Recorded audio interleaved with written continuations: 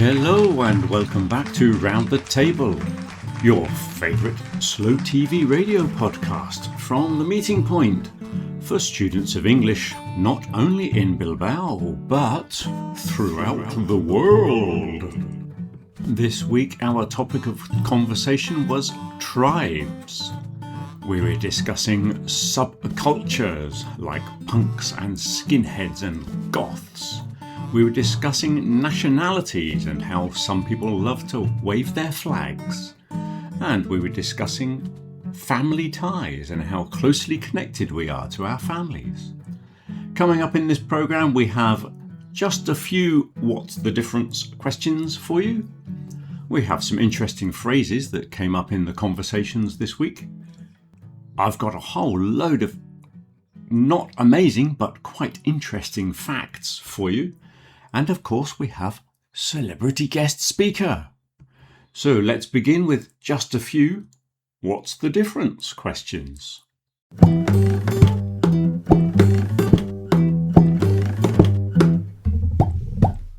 Just 3 what's the difference questions for you this week. We have hymn and anthem, biker and cyclist, in the 70s and in my 70s. So the first word is pronounced hymn, just the same as H-I-M, hymn. Anthem. I'll tell you, the anthem is normally representing a country or sometimes an organisation. So a national anthem is the song that they sing at the beginning of international sporting events. That's called a national anthem. It's not a hymn. A hymn is something that you sing in the church. It's a religious song. That is what a hymn is. So the others are national anthems. Bikers and cyclists. A lot of people use the word a biker when they mean cyclists. If you are on a bicycle or a bike, that is a cyclist. If it has an engine and you are on a motorbike or a motorcycle, that is called a biker. And the bikers are much more intimidating and frightening on the road. Leather jackets are more frightening than lycra shorts.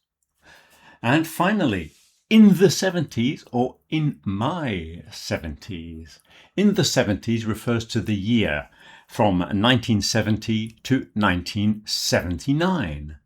In my 70s, that's referring to your age. So if you are between the age of 70 and 79, you are in your 70s.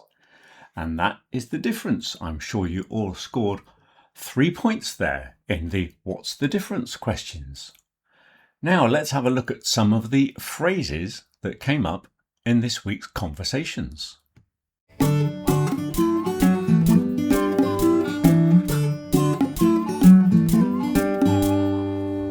It was very hot this week. It's been scorching, boiling. It was 47 degrees outside the office on Wednesday, I think. It was 47 degrees, not there were. A lot of people this week have been saying there were and there are, but the phrase is it was because the it refers to the temperature, which is a singular thing, not the fact that the degrees are plural. So it was 47 degrees, and here's the photo to prove it. Another phrase we need to look at is amber warning. Amber warning. In fact, I think it was red because it was particularly dangerous. But I put amber here because it's not orange. When it's a warning, on the traffic lights, you have red, amber and green. We don't call that colour orange, even though it is orange. So we don't have orange warnings, we have amber warnings. Another thing we were talking about on Friday was the accident black spot. A place on a road where the majority of accidents occur. A very dangerous part of a road is called an accident black spot. Odd and even. this is referring to numbers. The odd numbers are 1, 3, 5, 7, 9. The even numbers are 2, 4, 6, 8, and 10. Odd and even. With relation to the tribes conversation, we had a family feud, often called a family feud. A feud is often between different families. If you imagine the story of Romeo and Juliet, there were the Capulets and the others who I can't remember now. Shame on me. But when there are two families fighting each other for many generations, sometimes that's called a feud. Sometimes you have a family feud within a family where there might be a dispute between two uncles and the family separates into two different factions and they never speak to each other again. That is also a family feud.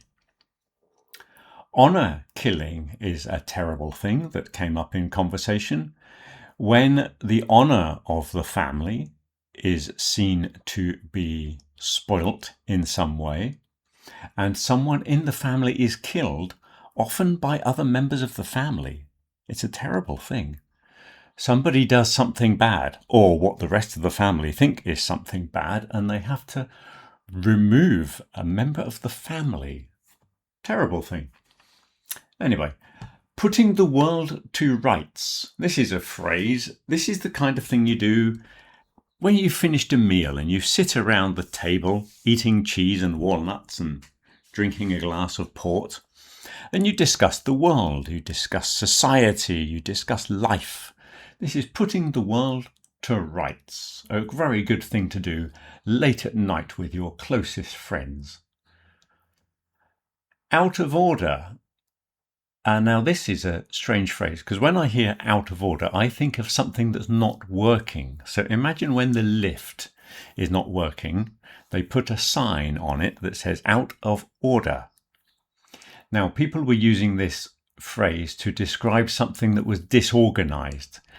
I might say that my desk here is very unorganized, maybe not in order, but I wouldn't say it was out of order, because it still functions as a desk.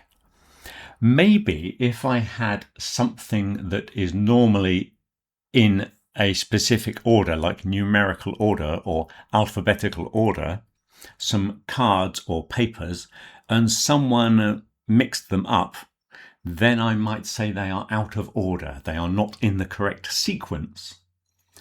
But when your life is just unorganized, or something like that, I wouldn't use out of order for that. Keep an eye on. Keep an eye on is to observe something, a bit like to look after. You might need to keep an eye on the children to make sure they don't misbehave or stick their fingers in the electrical sockets or anything like that. And sometimes when you're young and in the kitchen, your mother might tell you to keep an eye on the food while she goes to talk on the telephone, something like that. So it's to observe something and make sure nothing bad happens.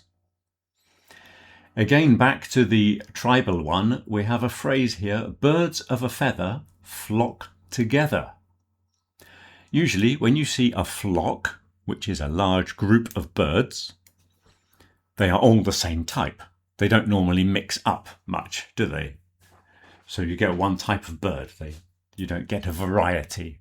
So the phrase is birds of a feather flock together. So flock is a group of birds. It's also the verb. Okay, it can also be to flock. In this case, it is a verb. So that is usually used as a metaphor, meaning people tend to associate with similar people. You look for people who have the same likes, the same tastes. And you tend to spend more time with those people than people who are very different to you. So birds of a feather flock together. So I just give you these three words here. Flock is a group of birds, as I said. It can also be used for sheep. You have a flock of sheep.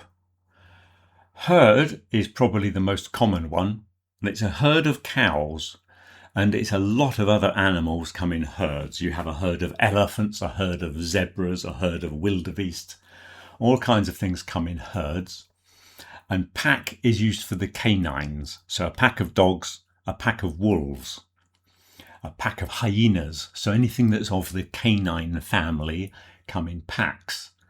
Now, all of the other animals, there are thousands of these different ways to describe the groups.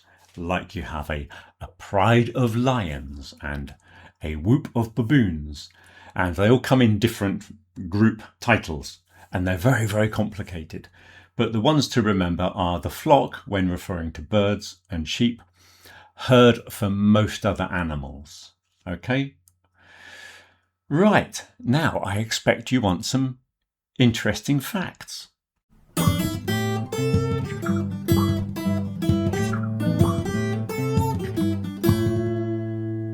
The word carnival. I don't know why we were discussing carnivals, but we were. The wrong time of year. The word carnival comes from the medieval Latin. Carne levare means to remove the meat.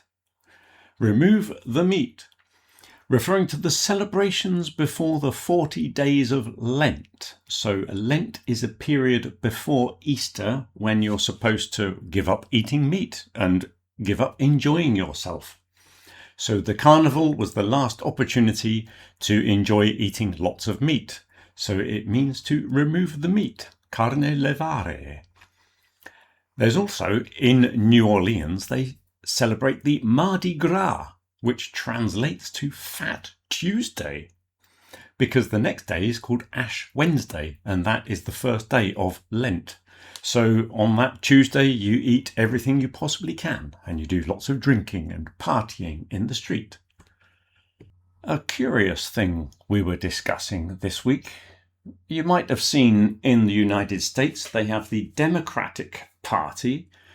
The Democrats are represented by the figure of a donkey, and the Republicans are represented by an elephant, which appears to be very strange choices.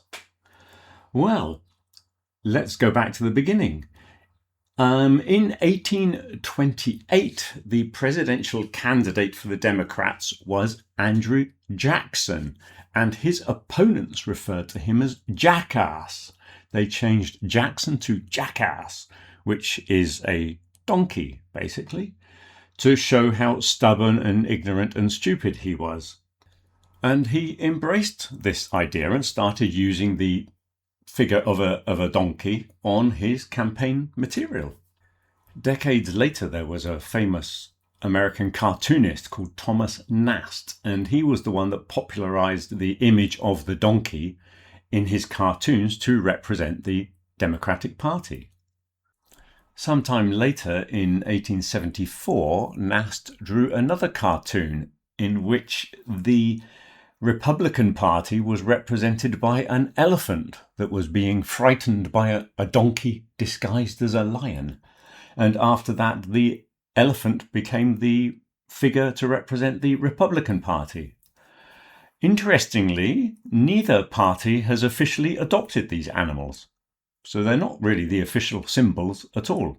They were just simply so widely recognized through newspapers and political cartoons that everybody sort of accepted those as the symbols for the two political parties. Another thing, you might have been seeing the Tartan Army, the Scottish fans in Boston, most of which appear to be Americans dressed as Scottish people, if you look closely. Anyway, the thing we were discussing was the kilt colours, the tartans of the different clans. Now, there is this thing that each clan or extended family has a particular specific colour for the kilt. And it is kind of based on something true, because originally they used wild plants and natural dyes to change the colour of the cloth. So if you travelled from one side of Scotland to the other, you would probably notice a difference in the colours that were used in the tartan. But the actual idea of different families having different colours can be traced back to an industrial weaving firm, William Wilson and Sons of Bannockburn. They popularized the idea. And then the Sobieski Stewart brothers. Sobieski doesn't sound like a particularly Scottish name. So many people assume that their clan Tartan has existed unchanged for thousands of years, when in reality many were standardized or even invented in the early 19th century. But it doesn't really matter. It's that tribal identity thing, and whether it's authentic or not, nobody really cares when it comes to tribal identity. Tattoos, of course, can be something to represent your tribal identity. For most of us in the West, I suppose having a tattoo is just a symbol of, I'm the kind of person that likes to have a tattoo. Very little more. But if you come from New Zealand and you are part of the Maori culture, there are very traditional facial tattoos, which are much more than just decoration. They tell you all about the person's ancestry and their social status, their achievements, and things like that. And each design apparently is unique and tells the story of that person. Another place where tattoos might be important is gang membership, especially in prison gangs. Apparently, you see these people in the prisons in the United States and in some South American countries covered in tattoos. Well, apparently that is a similar thing. It tells the whole story of how long they've been in prison, which gang they belong to, what their crime was, all kinds of things like that. So if you're in that environment, you can read a lot in someone's tattoos. And some people who have served in the military often record their regiment in the form of a regimental tattoo, in the same way as I've seen some football fans having the badge of their football club tattooed onto their skin as if they're wearing a football shirt. So at quite the other end of the spectrum, people who were most amused, I was talking this week about old school ties. And if you have a school uniform, as I did when I was at school, part of the ceremony of finishing your school education is that you burn your tie in the back garden. You light a fire and you throw your school tie on there, symbolizing the end of your school life. In some situations, if you went to a very prestigious school, you would continue wearing your tie, especially at important social gatherings. And you can go to these important business meetings and recognize someone wearing the same tie as you. And of course, they would get the contract.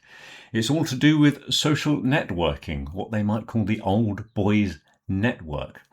So this is specifically quite useful in business, politics, and public life, apparently. For those people in the know, they will recognize the different ties and know which educational establishment those people attended.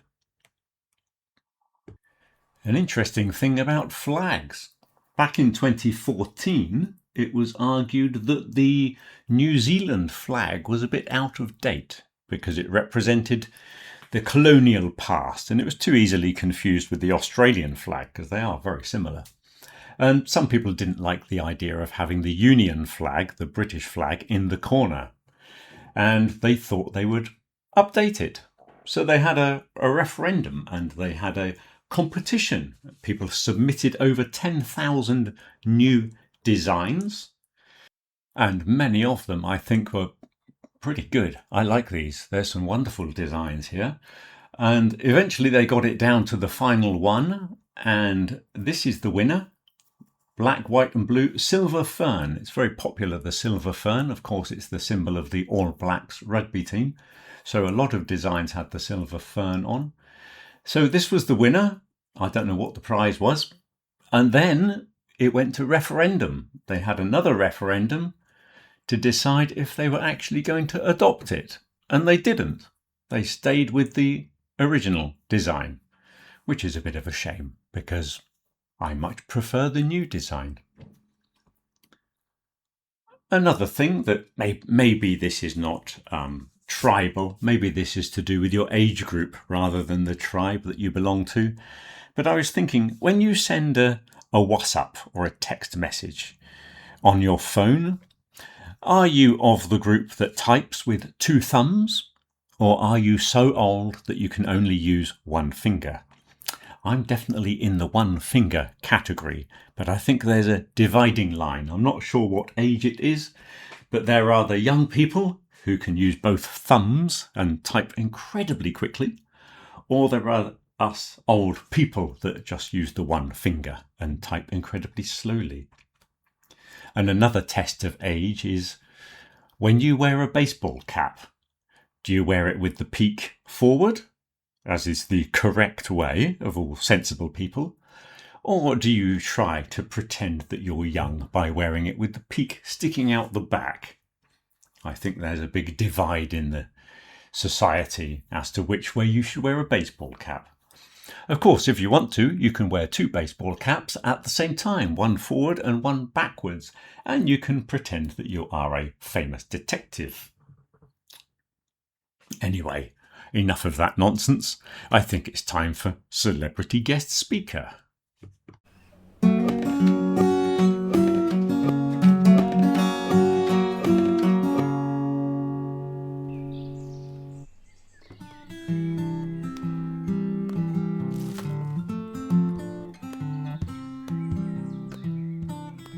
Human beings have always lived in groups.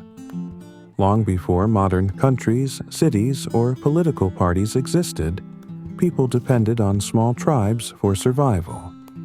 Being part of a group offered protection, cooperation, and a sense of belonging in a dangerous and uncertain world.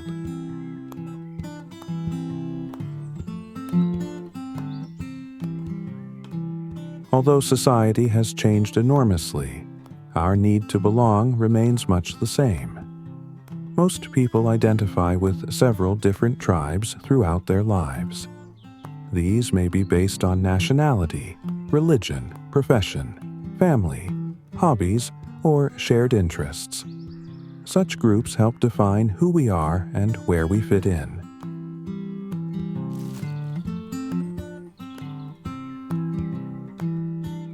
National identity is one of the most powerful forms of tribal belonging.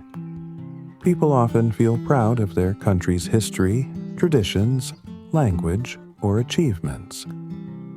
National celebrations, flags, and sporting events can strengthen this sense of shared identity, bringing together people who may otherwise have little in common.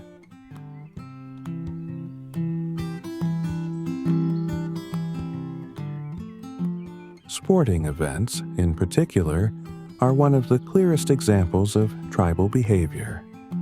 Fans often develop strong emotional attachments to their teams, proudly wearing club colors, waving flags, and celebrating victories or suffering defeats as if they were personally involved.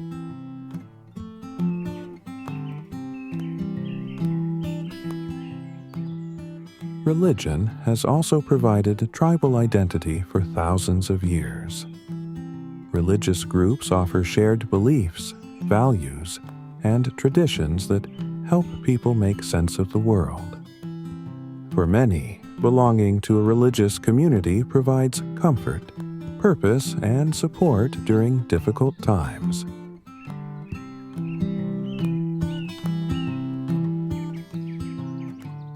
Political tribes have become increasingly visible in recent years.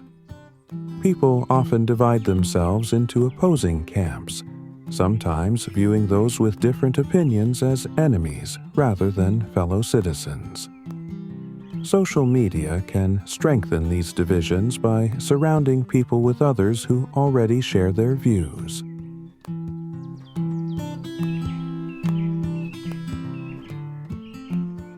Family may be the oldest and most important tribe of all.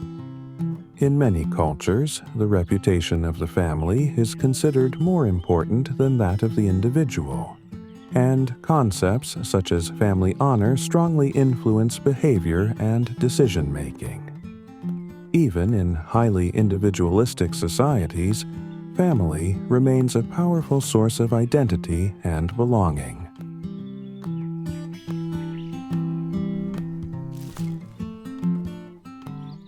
Tribal identity can provide friendship, support, and meaning. However, it can also encourage suspicion of outsiders and an unwillingness to consider different perspectives. The challenge is to enjoy the benefits of belonging to a tribe without forgetting that we are all part of a much larger human community.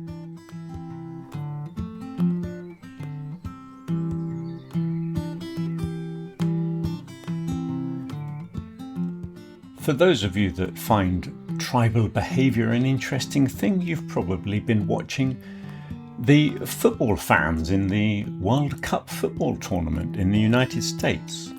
It's been very interesting to observe the Norwegian fans, who are obviously very proud of their Viking ancestry and their prowess at rowing large boats. So they perform this rowing action when they're in the stadium, which I'm sure they enjoy it greatly and enjoy being Norwegians together in large groups. But I saw on my phone this morning a group of very small children in a Norwegian school all sitting on the floor and going, "Whoa," while the teacher hit a big drum at the front, and they all performed this rowing manoeuvre. So young children are now learning to do this and to be indoctrinated into that aspect of their cultural identity, which I thought was very interesting to see.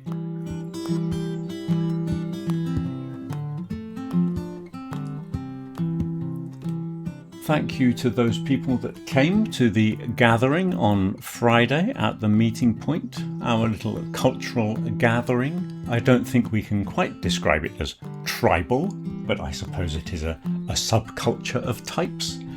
Yes, maybe we need some sort of uniform or tattoos. That's what we need, meeting point tattoos. Anyway, we had a little gathering of like-minded people. We had a bit of blue cheese, we had some ham, and we had a vast array of crisps. We had far too many crisps, much more than we needed. We only opened 4 packets and had a sort of voting, and the winners of the best flavour were the, chia, chai and salt? Yes, the adult snacks, as they were. That's what it said on the packet, adult snacks. I don't know what that's supposed to mean, but maybe the other flavours were far too infantile for us. Hamburger flavour and bacon and cheese flavour, far too childish. Anyway, the adult snack won the competition, and we had very interesting conversations, and we've got 1 more week in class, or 2 weeks for the Friday group. They've got 2 more classes to go. And next week we'll be discussing the final topic, which is nature, I think it's called. And then we'll be wrapping up for the summer. Hopefully it won't be too hot in the coming week, but we'll put the air conditioning on, we'll try to get some ice in the water jug, and I'll see you down at the meeting point for another fascinating conversation. And if you're not attending the meeting point, have a good week. Till next week.